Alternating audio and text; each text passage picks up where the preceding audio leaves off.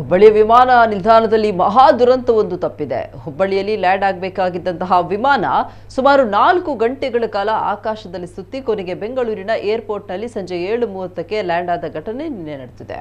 ಹೈದರಾಬಾದ್ನಿಂದ ಹುಬ್ಬಳ್ಳಿಗೆ ಬರ್ತಾ ಇದ್ದ ಫ್ಲೈ 91 ವಿಮಾನ ನಿಗದಿಯಂತೆ ಸಂಜೆ 4:30ಕ್ಕೆ ಲ್ಯಾಂಡ್ ಆಗಬೇಕಿತ್ತು. ಆದರೆ ವಿಮಾನದಲ್ಲಿ ತಾಂತ್ರಿಕ ದೋಷ ಕಾಣಿಸಿಕೊಂಡ ಹಿನ್ನೆಲೆ ಮುಂಡಗೋಡ, ದಾವಣಗೆರೆ, ಶಿವಮೊಗ್ಗ ಜಿಲ್ಲೆಗಳ ಆಗಸದಲ್ಲಿಯೇ ಸುತ್ತಾಡಿದೆ. ಈ ವೇಳೆ ವಿಮಾನ ಪೈಲಟ್ನ ನಿಯಂತ್ರಣ ಕಳೆದುಕೊಂಡಿತ್ತು ಎಂಬ ಮಾತು ಕೇಳಿ ಬಂದಿದೆ. ಬಹಳ ಸಮಯ ವಿಮಾನ ಸುತ್ತಾಟದಿಂದ ಆತಂಕಗೊಂಡ ಪ್ರಯಾಣಿಕರು ಕಣ್ಣೀರು ಹಾಕಿದ್ದಾರೆ. ಕೆಲ ಪ್ರಯಾಣಿಕರು ನಮ್ಮನ್ನ ವಾಪಸ್ ಹೈದರಾಬಾದ್ಗೆ ಕರೆದುಕೊಂಡು ಹೋಗಿ, ಇಲ್ಲವಾದ್ರೆ ಸಮೀಪದ ಬೆಳಗಾವಿ ಅಥವಾ ಬೆಂಗಳೂರಿನ ನಿಲ್ದಾಣದಲ್ಲಾದರೂ ವಿಮಾನ ಲ್ಯಾಂಡ್ ಮಾಡಿಸಿ ಅಂತ ಮನವಿ ಮಾಡಿರುವ ವಿಡಿಯೋ ವೈರಲ್ ಆಗಿದೆ.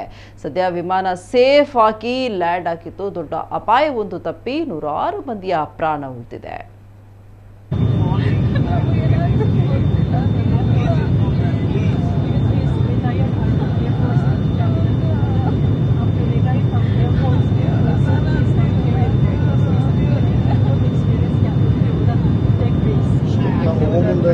ಏನಂದಿದ್ದೀವ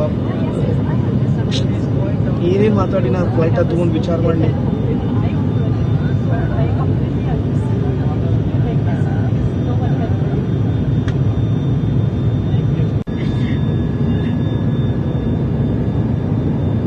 The safety is our paramount and it's topmost priority.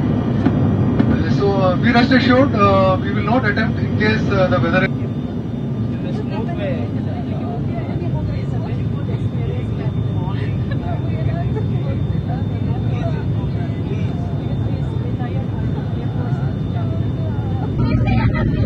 Oh my God!